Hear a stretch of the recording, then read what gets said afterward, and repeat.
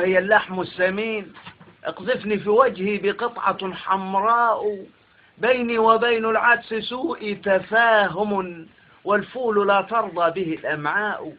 أما الفلافل لا أطيق لقاؤها، نفسي تراودني على الكباب يا أيها الشواء. أحب الرز في حشو الحمام، وقبله بعزم واهتمام، ولحم الفرن آكله سريعا، ولا أخشاه مهما كان حامي. أرى بعيني من ديوك الروم شكلا، ولكني أراه في المنام. يا من أكلت الروم حقا لذيذ الطعم بلغه سلامي. له في السمن